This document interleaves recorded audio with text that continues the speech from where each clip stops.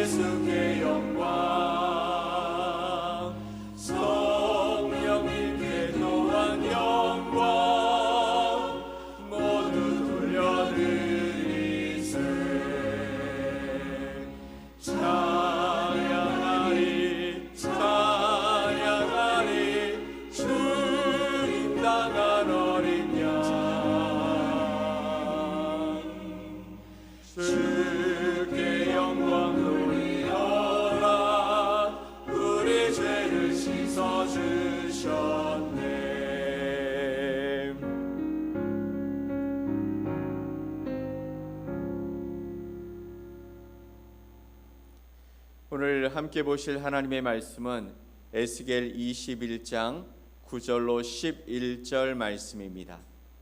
에스겔 21장 9절로 11절 말씀을 우리 함께 말씀을 보겠습니다.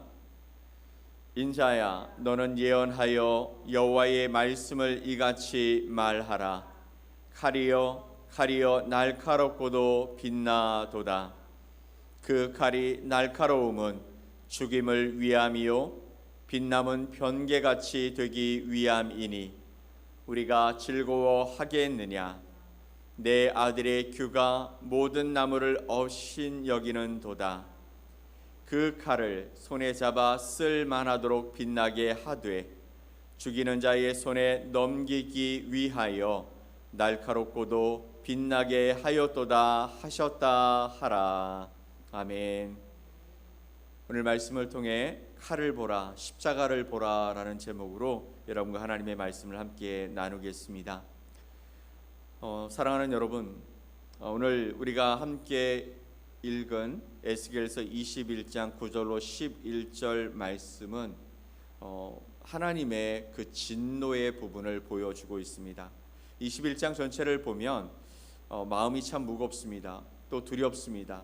왜냐하면 하나님께서 칼집에서 칼을 빼내어 그 칼을 날카롭게 갈고 빛나게 하여서 당신의 백성을 향해 겨누시는 장면이 나타나고 있기 때문입니다. 우리는 종종 하나님의 말씀을 통해서 하나님이 어떤 분이신지에 대한 부분을 보게 되어집니다. 그 중에 가장 우리가 익숙한 하나님의 모습은 바로 사랑의 하나님이시죠. 우리가 범죄하고 또 잘못된 길을 걸어갈지라도 여전히 끝까지 포기하지 아니하시고 우리를 부르시는 그런 사랑의 하나님의 모습을 우리는 너무나 익숙하게 보고 있습니다.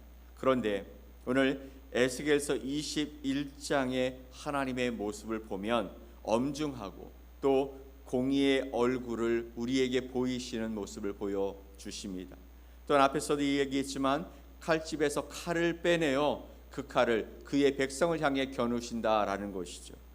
이 말씀을 보면 당황스럽습니다. 혹시 우리 마음속에도 구약의 하나님은 무서운 하나님, 신약의 하나님은 사랑의 하나님이라는 이분법적인 생각을 가지고 있지는 않습니까? 오늘 말씀을 통해 이 뽑혀든 칼 앞에서 우리가 무엇을 보아야 하고 또 그 공의의 칼 끝에서 어떻게 하나님의 거룩한 사랑을 발견할 수 있게 될지 오늘 말씀을 통해 함께 살펴보고자 합니다. 우리가 읽지는 않았지만 1절로 7절 말씀에서는 뽑혀진 칼, 즉 죄를 결코 용납지 아니하시는 하나님의 모습에 관한 이야기가 등장합니다. 하나님은 에스겔에게 예루살렘을 향해 예언하라 말씀하십니다. 여기서 예루살렘은 이스라엘을 상징하는 것이죠. 그러면서 3절에 이렇게 말씀하십니다. 이스라엘 땅에게 이르기를 여호와의 말씀에 내가 너를 대적하여 내 칼을 칼집에서 빼어 의인과 악인을 내게서 끊을지라. 이스라엘 땅에게 이르기를 여호와의 말씀이 내가 너를 대적하여 내 칼을 칼집에서 빼어 의인과 악인을 내게서 끊을지라 라고 말씀하고 있습니다. 하나님의 말씀에 내가 너를 대적한다 라고 말씀하시는 것이죠. 그것의 현상이 뭡니까? 칼을 칼집에서 뺀다라는 것이죠. 그리고 의인과 악인을 내게서 끊을지라. 이 말씀은 과히 충격적인 말씀입니다. 악인뿐만이 아니라 의인까지도 심판의 칼날 아래 놓인다라고 선언하고 있기 때문이죠. 이는 공동체 전체에, 이스라엘 공동체 전체에 만연한 죄악이 얼마나 심각했는지를 보여주시는 하나님의 말씀이죠.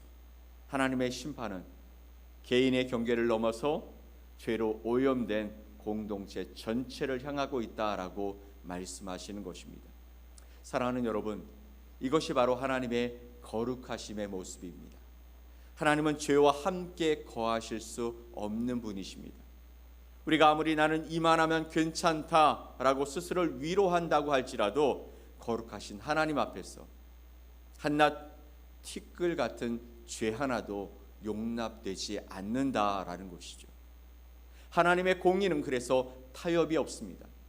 이스라엘은 하나님의 선민이라는 사실 때문에 안주해서 그래서 죄를 가볍게 여길 수는 있겠습니다만 하나님은 그들의 죄를 결코 간과하지는 않으신다라는 것이죠.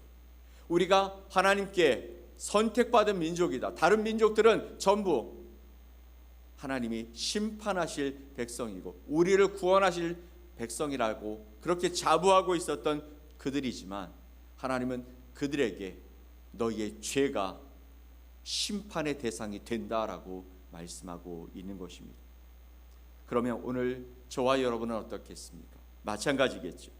직분이나 또 신앙의 연륜이 죄의 방패막이가 될 수 없다라는 것이죠. 우리가 오랫동안 주님을 섬겼고 그리고 내가 이런 직분을 가졌으니 그래도 하나님 저를 긍휼히 여기실 수 있지 않으시겠습니까? 아니요. 그것이 우리의 방패막이가 될 수 없다라는 것이죠. 하나님의 뽑히 얻은 칼은 우리 안에 숨겨진 작은 죄까지도 용납지 않으시는, 그래서 그분은 절대적인 거룩함을 보여주시는 것입니다. 6절 말씀을 함께 볼까요? 인자야 탄식하되 너는 허리가 끊어지듯 탄식하라. 그들의 목전에서 슬피 탄식하라. 아멘. 하나님이 누구에게 말씀하실까요? 에스겔 선지자에게 말씀하시는 것입니다. 에스겔아 탄식하되 너는 허리가 끊어지듯 탄식하라. 그들의 목전에서 슬피 탄식하라 라고 말씀하고 있는 것입니다. 통회하는 에스겔의 심정으로 바로 이스라엘 백성들을 바라보고 그렇게 탄식하는 에스겔처럼 우리도 죄 앞에서 탄식하라고 말씀하고 있는 것입니다. 그리고 8절로 13절 말씀을 보면 하나님의 칼은 무뎌지거나 녹슨 칼이 아니라고 말씀하시죠. 10절 말씀을 봅시다. 그 칼이 날카로움은 죽임을 위함이요 빛남은 번개같이 되기 위함이니 우리가 즐거워하겠느냐. 내 아들의 규가 모든 나무를 업신 여기는도다. 아멘. 그 칼이 날카로움은 죽임을 위함이요 빛남은 번개같이 되기 위함이다 라고 말씀하십니다. 하나님의 칼은 심판을 위해서 완벽하게 준비되었다라는 것이죠. 피할 길이 없다라는 것입니다. 죽이도록 날카롭고 번개같이 되도록 빛난다라고 말씀하고 있는 것이죠. 그러면서 또 이렇게 말씀하시죠. 내 아들의 규가 모든 나무를 업신 여기는도다. 하나님은 10절 말씀에 내 아들의 규가 모든 나무를 업신 여긴다라고 말씀하시면서 다윗의 왕가라고 할지라도 하나님이 인정하신 다윗의 왕가라고 할지라도 그래서 대대손손 그 왕위가 다윗의 자손을 통해 이어질 그 나라라고 할지라도 하나님의 심판은 피할 수 없다라고 말씀하고 있는 것이죠. 그러면 우리는 어떻겠습니까? 혹시 설마 그런 일이 나에게 있을 거야? 아니, 하나님은 사랑이신데 이 정도는 라는 아니란 생각에 빠져 있지는 않으십니까? 그것은 하나님의 공의를 업신 여기는 교만한 마음이죠.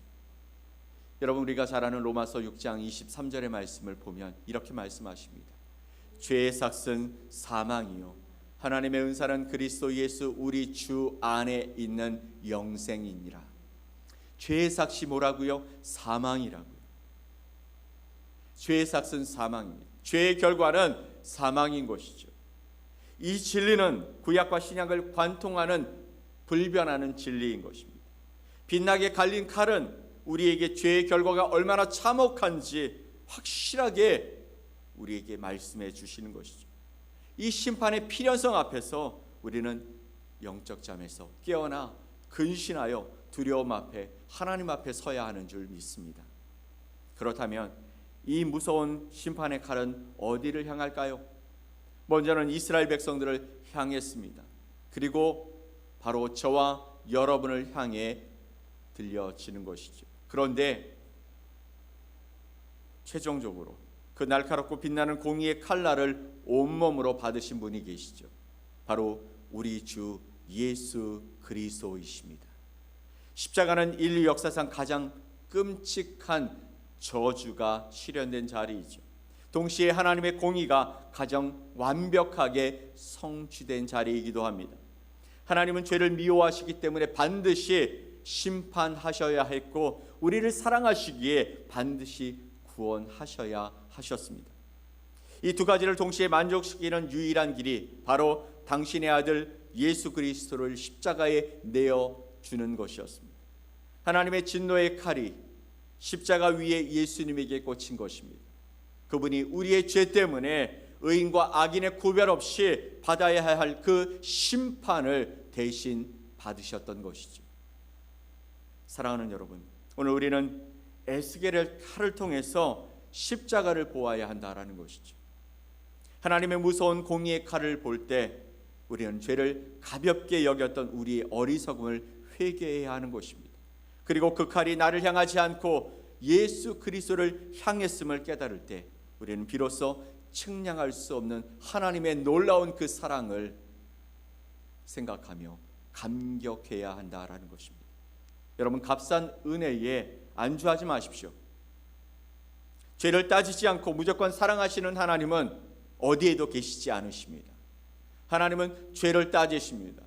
그리고 그 결과 심판 또는 그것으로 말미암아 징계하시는 하나님의 모습을 우리는 보게 될 것입니다. 그러나 그 징계가, 그 심판이 바로 자신의 아들 예수 그리스도의 피로 치르셨기 때문에 우리를 사랑하신 하나님만이 우리에게 계시는 줄 믿으시기 바랍니다. 이 공의와 사랑의 하나님 앞에서 날마다 나 자신을 복종시키며 십자가의 은혜에 합당한 거룩한 삶을 살아가겠다고 매일매일 매 순간순간 우리의 삶에서 하나님을 향해 외치고 다짐하고 결단하며 죄의 길에서 떠나 하나님께로 향하는 저와 여러분이 됩시다. 하나님은 바로 그런 거룩한 삶을 살기 원하는 저와 여러분을 응원하시고 또 붙잡아 주시고 사랑하시며 끝까지 인도해 주실 줄 믿습니다. 세상 가운데 하나님은 우리에게 이렇게 말씀하십니다. 너희는 세상의 빛이니 너희는 세상의 소금이니 빛된 삶, 소금된 삶을 살아갔으면 좋겠다 말씀하고 계십니다. 그런데 빛이 그 빛을 잃고 소금이 그 맛을 잃으면 무슨 소용이 있겠냐라고 말씀하시면서 그것은 밖에 버려져 밟힐 뿐이다라고 말씀하셨던 주님의 말씀을 들으며 우리의 자신은 지금 어떤 존재인지, 어떤 삶을 살아가고 있는지, 어떤 마음인지 다시 한번 점검하며 오늘 하루 하나님 앞에서 내 삶의 주인 되신 하나님께 나의 모든 삶을 맡기고 거룩한 길을 걸어가고 하나님이 기뻐하시는 길을 선택하는 저와 여러분이 되기를 위해 간절히 주님 앞에 고백하고 하나님을 향해 나아가는 저와 여러분 되시기를 예수 그리스도의 이름으로 간절히 축원드립니다. 아멘. 우리 함께 기도하겠습니다. 하나님 아버지 감사합니다. 오늘 우리에게 말씀하십니다. 뽑혀진 그 칼집에 있는 칼을 보라. 우리를 향해 겨눠져 있는 그 칼이 아들 예수 그리스도를 십자가에 못 박고 그리고 그 피로 말미암아 우리의 모든 죄가 용서함 받고 구원받은 놀라운 일에 우리를 불러주시고 또 그 부르심 앞에 순종함으로 주님 앞에 나온 저희들을 긍휼히 여겨 주옵소서. 오늘 하나님의 말씀을 들으며 죄악된 그 이스라엘 공동체를 심판하시는 하나님의 모습 속에서 우리는 괜찮을 거야 라는 안일한 생각과 잘못된 판단을 내어버리고 주님이 기뻐하시는 거룩한 삶을 살아가기 위해 우리 안에 생명의 빛 대신 진리의 말씀이 들어오고 또 예수 그리스도가 내 삶의 주인 되심을 고백하고 주님을 따라가는 거룩한 발걸음이 되기 위해 내 삶을 주님 앞에서 고쳐매는 그런 삶이 되게 하여 주시옵소서. 오늘도 주님 앞에 서게 하여 주시고 하나님이 기뻐하시는 온전한 길을 걸어가는 하나님의 거룩한 백성이 될 수 있도록 인도해 주옵소서. 그렇게 인도하실 주님을 기대하며 예수 그리스도의 이름으로 기도 올리옵나이다. 아멘. 하늘에 계신 우리 아버지여, 이름이 거룩히 여김을 받으시오며 나라가 임하시오며 뜻이 하늘에서 이루어진 것 같이 땅에서도 이루어지이다. 오늘 우리에게 일용할 양식을 주시옵고 우리가 우리에게 죄 지은 자를 사하여 준 것 같이 우리 죄를 사하여 주시옵고 우리를 시험에 들게 하지 마시옵고 다만 악에서 구하시옵소서. 나라와 권세와 영광이 아버지께 영원히 있사옵나이다. 아멘.